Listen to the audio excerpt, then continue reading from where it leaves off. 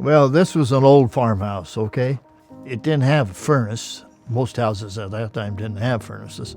So we had a coal, upright stove in the living room.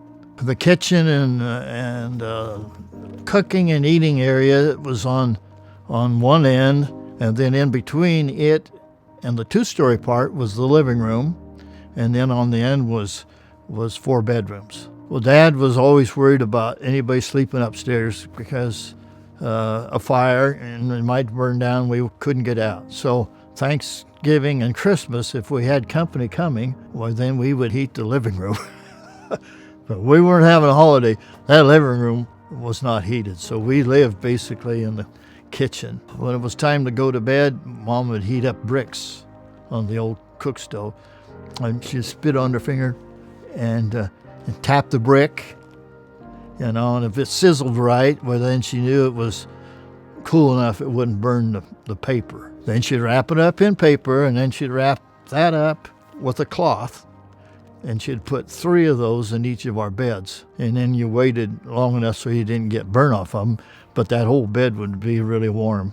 The grandparents made heavy winter blankets that were made out of like wool coats and other wool clothing items, and then patchwork, put them together, and they were heavy and they were warm, and you just crawl down in there and look out, stick your nose out, and if you wake up in the middle of the night, well, then you could scoot the bricks over, because you didn't need them then. So then when we were yelled at to get up to go to school and stuff, why, we'd count to 10, and then burst out from under them covers, because it was the same temperature outside as it was in there, or nearly the same. Windows all frosted over.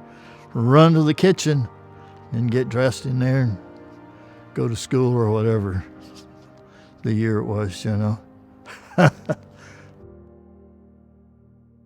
Bev's dad, he always tried to get me to chop wood and have a wood stove and so on. I thought, no, I grew up that way. One room in the house is warm and the rest of them aren't.